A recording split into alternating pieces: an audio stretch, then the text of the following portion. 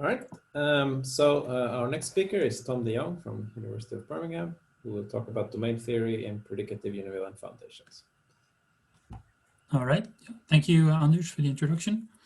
So indeed, I'm going to talk about domain theory and predicative Univalent Foundations. This is talk about doing mathematics in Univalent Foundations, but moreover, it's about doing mathematics constructively and predicatively. And so in this talk, I will explain a little bit about what domain theory is for those that are unfamiliar with that. And I'll go into detail of what I mean by predicative, by working predicatively, because this sort of have different meanings in different systems. So I'd like to make that a little bit more precise. So first of all, domain theory is a branch of order theory with applications in many fields, such as semantics of programming languages, topology and algebra, and higher type computability. And in, sorry, that was unfortunate. There we go. So in previous work, in a paper with Martinez-Cardo, we showed that you can do quite a bit of stuff predicatively in Univalent Foundations. So in particular, you can do the Scott model of PCF and show its computational adequacy. And you can do Scott's model, the infinity of the on-time lambda calculus. And moreover, you can give an account of continuous and algebraic dcpos, where you have to modify the definitions a little bit to sort of take the size issues that come into play predicatively into account. So there's quite a bit of stuff that you can do. But in this talk, instead, I would like to focus on what you cannot do, because I feel this is also important to know sort of that you stop trying to do certain things and also to know where the boundary is, so to speak. And so we're going to study impredicativity in domain theoretic context. And we'll see some examples of domain theoretic statements that imply impredicativity. So certain things that are sort of inherently impredicative. And in this talk, there'll be 3 examples. So having small domains, Zorn's lemma, and then something that I call Patarala's lemma. So let's explain impredicativity a little bit now. So Vovotsky introduced these resizing rules for propositions in Univalent Foundations. And we're not going to consider structural rules, but instead resizing axioms. But they are sort of the same sort of notion. And the axioms follow from excluded middle, so they are consistent by the simplicial sets model. And we can prove things about these axioms internally, just like one proves that univalence implies function extensionality, for instance. And so what we mean by predicativity is just the absence of such resizing axioms. So we just make this first definition. If we have a type X and a universe V, then we say that X has size V if we have a type in the universe V that is equivalent to X. And then we can phrase these resizing axioms. So the first one is what we call omega U impredicativity, which is saying that the type of all propositions in the universe U has size U. So a priori, this lives in the successor universe U plus. Because we're taking all these types in U here. But the axiom is saying, this just stays within the same universe. And the second one is propositional resizing. So that's saying that every proposition in U has size V. So again, let me say that this follows from excluded middle, because excluded middle is just giving you that every proposition is either the empty type or the unit type, and we have equivalent copies of these types in any universe. But there is, as of yet, there is no computational interpretation of these axioms. So in particular, I think Andrew Swan mentioned yesterday that in Taichi's cubical assemblies model, you don't have resizing for a particular universe. Right, so then let's move to the domain theory part of the talk. So in domain theory, you consider particular posets, namely directed complete posets.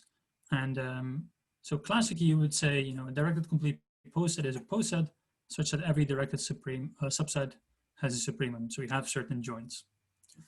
And if you were to translate this naively into type theory, you might get something like this. So a dcpo is a set in some universe U with a partial order that's also going to take values in U, such that if you have a directed family, so you select some elements in P in your poset, again with I and U, say, then this has a supremum. This is a little bit troublesome, at least constructively and predicatively, because you can make the definition, but then you won't really have any interesting examples to look at. So let's look at the first issue. So suppose you take a very simple poset, you take the 2-element poset, but ordered as a 0 below 1, and then you let P be a proposition. Then you can consider the directed family 1 plus P into 2, which maps the left component to 0 and the right component to 1. And then if you sort of assume that it's directed complete, then this must have a supremum, which is either 0 or 1. But if it is 0, then you cannot have P, so you get not P, and otherwise you get not P. So from this you get weak excluded middle, and we don't like that constructively, at least not for all propositions. So instead you might say, okay, perhaps 2 is too small, maybe we need to enlarge it a little bit. So instead you could look at omega, and then omega, let's say over the first universe, so U0, and if you order it by implication, then you get a poset, and it has suprema of all families, not just directed. So if you have a bunch of QIs, then you can take the join by just taking the existential quantifier. So you do exists I such a QI, and this is fine as long as the I is actually in the first universe again. Otherwise, you're going up a universe, and it's no longer in omega U0. But the type itself, omega U0, lives in U1. And so it doesn't have suprema when I is in the second universe U1, unless you have propositional resizing. So what I wanted to make clear with this example, or a lot of these counterexamples, is that this naive definition doesn't work quite well, and we need to be more liberal and more general in considering the universe levels that are around here. So that sort of motivates the following definitions. So first of all, let me say precisely what we mean by directed. So if you have a poset, then a family of elements is directed if the index type is inhabited, and for every I in J, there exists some K such that you can go up, right? So if you have a UI and a UJ, then there is a UK that is above both of them. And now if we fix the universe V of small types, then we can consider a V dcpo or a V directed complete poset. So that's a poset P such that every directed family where the index type now lives in V has a least upper bound in this poset. And so the reason that we need to introduce this universe here is because we need to be careful with size. And so finally we say that the thing is pointed, this is pointed if it has a least element. Right, so then typically what happens is we're gonna have large dcpos, so to speak, with suprema of small directed families. So a typical example will have suprema of directed families indexed by type in the lowest universe, and the order will also be taking values in the lowest universe, at least up to equivalence, but then the carrier itself will be in the second universe in U1, right? So this is what happens for omega U0, the propositions for Scott's D infinity, and also for more complicated constructions that one wishes to consider in domain theory, such as the rounded ideal completion of these dyadic rationals. So, I mean, don't want to go into the details of this last example here, but the point is that you can sort of do increasingly complicated examples and they sort of follow the same pattern. And really, this should be compared with what happens in category theory, even impredicatively, in that you have a large category that has small, limits or small co-limits. So really the situation is familiar, it's just that impredicatively we're not quite used to it. But this kind of raises the question of, whether there are U0 dcpos in the first universe, right? So seeing all these examples going up, having the carry in the second one, can you have them in the first universe? And the answer will be no, but we'll be a little bit more general in trying to answer this. So let's say that the V dcpo is small if the carrier has size V, right? So in most of the examples, this would be U0 dcpo, and then it would be small if the carrier lives in the first universe as well. And then a pointed V dcpo is non-trivial if we have an element that is distinct or that is not a least element. Yeah. And so the theorem is then as follows: if you have a non-trivial small pointed V dcpo, then the type of not stable proposition in V has size V itself. So if you sort of specialize it to the first universe, then it's saying if you have a DCPO in the first universe, then the type of not stable propositions in the first universe is in the first universe again. So it's giving you this sort of weak impredicativity. It doesn't say that all the propositions will be in U0 again, but it does say all the not stable ones. And sort of the take-home message here is that predicatively, the DCPOs are necessarily large. Now you might sort of object and saying that, this is a rather weak form of impredicativity, and that it's just giving you the not stable things. And what's sort of to blame here is the notion of non-trivial, because constructively this is rather weak as it is expressed using this negative property. So you can make this a little bit more positive. And so there is a constructively stronger notion of having a positive element. But of course, this is classically the same as being non-trivial. And then if you assume that you have a small pointed VDCPO with a positive element, then you actually get full omega U impredicativity. So this sort of balances that out a little bit.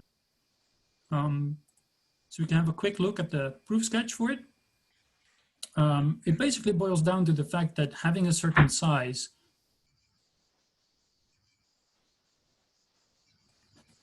it was muted by the host. I'm guessing by accident. Yes, I'm sorry. I think Marco, my guess is mic is on. I'm trying to mute him. I see. I think I managed. Okay, good. Sorry, Okay. because you keep jumping up and down in the list. I see. Anyway, okay, sorry. Okay, no problem, no problem. Right, so as I was saying, having a certain size is closed by retracts. So when you're considering types that are not sets, this needs to be a little bit more precise. So then if X is a retract of Y and the section is an embedding, then if Y has size V, then so does X. And so the proof is fairly easy. You just identify X with all the points in Y that are sort of fixed by first applying the retraction and then the section.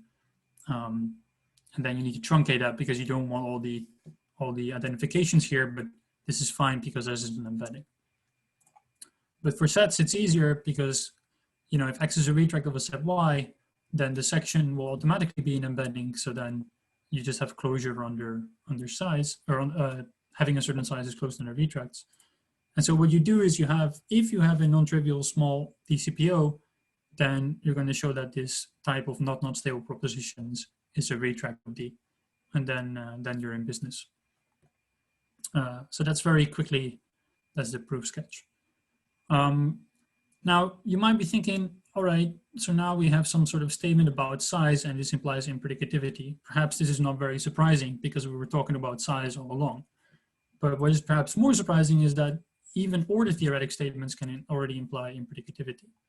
So the next thing I wish to consider is Zorn's lemma, where an element M in a poset is maximal if for every other element in the poset, if it is above M, then actually it must be equal to it. And then a variation of Zorn's lemma will say that every pointed VDCPO has a maximal element. So notice here that it's sort of, this statement is parameterized by universes, so that I can make this theorem fully precise, the upcoming theorem fully precise. But sort of morally it's just saying, every DCPO will have a maximal element. Every pointed DCPO. But then it turns out that if you assume Zorn's lemma with these universe parameters here, then you get propositional resizing from U to V. So we can sort of instantiate this with some low universes to sort of see what it looks like. So for the typical examples where you have a DCPO with small directed suprema and the carrier in the second universe and the order in the first universe, then you get propositional resizing from U0, from U1 to U0. And I should also say that to fully appreciate this statement, it should be noted that Zorn's lemma doesn't imply excluded middle. Otherwise, this would just be trivially true. And in particular, it doesn't imply axiom of choice, right? If you have excluded middle, then the two are equivalent. But without excluded middle, you don't have this this implication. Right. And so the next thing, I'm going to skip the proof for lack of time. The next thing I wish to consider is Patarala's lemma, which is a little bit similar in spirit. So there's a nice theorem in domain theory, which is known as Patarala's fixed point theorem, which says that if you have a pointed dcpo and now you take a monotone endomap on D, then it has a least fixed point. And took some work, but at some point Patarala came up with a constructive proof of this theorem, but it is impredicative in the sense that it uses large suprema. And what is sort of instrumental in proving this theorem is what I call Patarala's lemma, which is saying that every dcpo has a greatest monotone inflationary endomap. And so an endomap is inflationary if it goes up, right? So x is below f of x for every x in P. And so Patarala's lemma is saying if you consider the dcpo and now you consider all the monotone inflationary endomaps, then you have a one. And so you can sort of play a similar trick where you parameterize the same parameterization of the universes again. But again, it's just saying, every dcpo has a greatest monotone inflationary endomap. And you can show that this implies propositional resizing once more. But sort of ironically, because the proof of the lemma is constructive, if you sort of take all the universe parameters to be the same, then you can prove this even in the predicative framework. But by the first theorem, there are no interesting examples to apply to unless propositional resizing holds.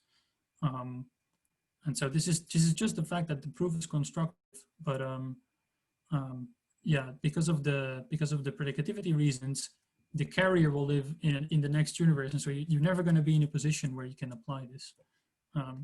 So that's kind of funny that this happens. And so yeah, the proof is very similar again as Zorn's lemma, but I'm going to skip it again because I would like to leave a little bit of time for the questions. So let me wrap up. So in the sort of conclusively, we can sort of say that some natural order theoretic statements, like Zorn's lemma, for instance, imply resizing axioms, and predicatively, dcpos are necessarily large. And also I mentioned in the introduction, but I haven't gone into the details here, but you can develop domain theory constructively and predicatively. For instance, you can do the Scott model of PCF. And then typically what you notice is that the dcpos of large carriers are locally small and have suprema of small directed families. And so the results are that actually, having a large carrier is necessary to do that. And right, so let me end with some questions on future work. So I talked about Patarala's fixed point theorem and the lemma as a key ingredient in the proof, but I don't yet know what happens with the theorem itself. So I've been able to show that this theorem itself implies resizing, or maybe there is some alternative predicative proof there. So I'm not quite sure what's going on there, but it'd be very interesting to find out what is. And the other thing that I mentioned is that we have a predicative account of continuous and algebraic dcpos. And the very natural question that comes up in domain theory is what about exponentials of such dcpos? If you consider the function space of such gadgets, what can we say about that? And even classically, this is sort of rather tricky in that if you take two algebraic dcpos, the exponential won't necessarily be algebraic again. So what people do is they restrict to subclasses such as SFP domains or bounded complete dcpos. But it remains to be seen if this sort of works out predicatively with our sort of predicative notions of continuous and algebraic dcpos. So with that, I would like to thank you for your attention. Thank you, Tom. So let's thank the speaker with a silent applause, everybody.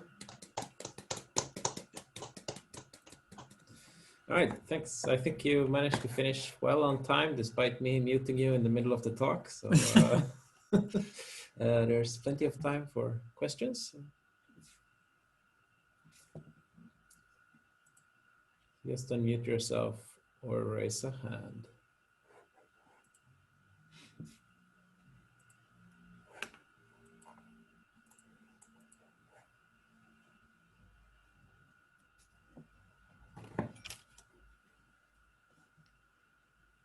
Okay, I guess I'll start with one. So very nice that Zorn's lemma implies propositional resizing. I don't know.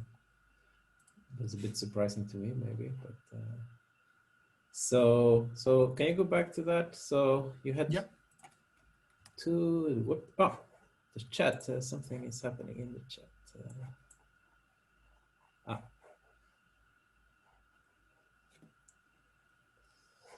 Which I haven't been monitoring at all. Okay, well, I think the chat mostly seems to be about Andre's previous talk. So yes, I think that's at least very good. Seems to be okay. Yeah. Okay. Right. So let's see. The propositional resizing. So which form of propositional resizing was this exactly? Right. So this is. I can go back here. Yeah. There. So it's saying that every proposition in U Right. is size B. Right. So you can just like squash things down as far as you want. Yeah. Okay, up to equivalence. Right. Okay.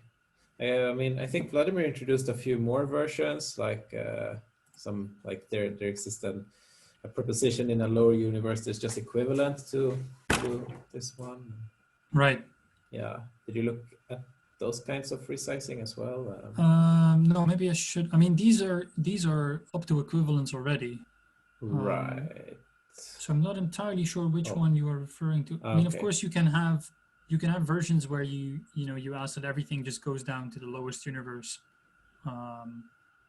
Yeah, so you could even say, I want omega u to be in U0, for instance. Yeah. And right. You can sort of use that as a sledgehammer and just make everything go down to the lowest universe. I guess if you're working impredicatively, then you would want to have such an axiom probably, because it's going to make lots of things easier rather than sort of still having to work with these separate universes. Right. Yeah. Okay. Yes.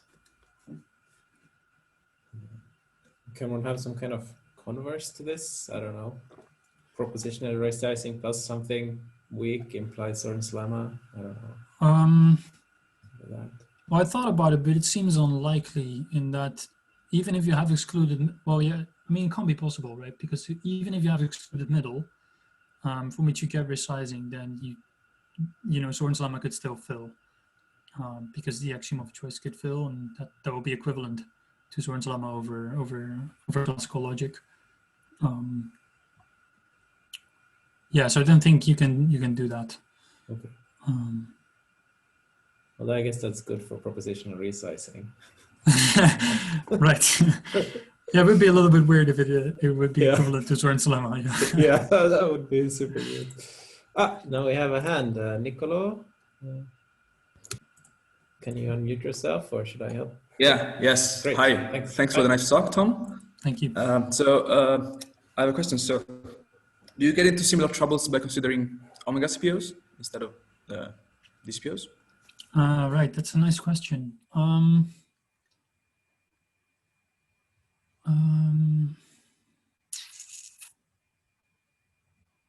I have to think about that. It's kind of tricky because so in the proofs, what's sort of crucial is that a pointed dcpo actually has joins of subsingleton families. And so you just take a subsingleton and then you take the join over that, which sort of acts as a constructive version of a case distinction where you like if the proposition is true, you are the least element. Sorry, if it's false, then you're the least element. If it's true, then you sort of whatever element you picked. With omega complete posets, I don't think you can play the same trick. I will say though that on the other hand, if you look at the theory of continuous and algebraic dcpos, then Andre Bauer and Kafkler, I don't know his first name, have a paper on developing that from a realizability standpoint. And then very quickly, you're going to need stuff like Markov's principle to get anything non-trivial going. And so, yeah, I'm not sure if you can play the same tricks with omega complete posets, but on the other hand, these things sort of tend to need additional principles such as Markov's principle or maybe like countable choice in order to get a sort of nice theory from the other side of things. But yeah, it's interesting. I think I might look into that a little bit more. Thank you. Well, thank you. All right, we still have time for another question.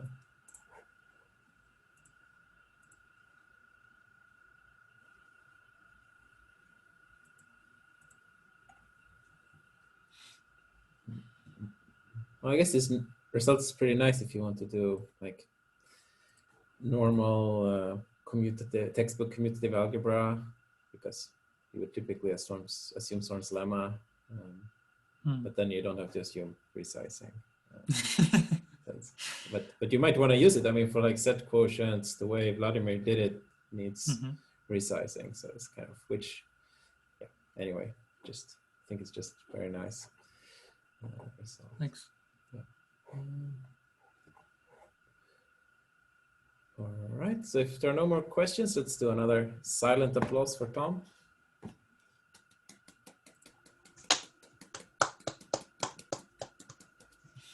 Thank you.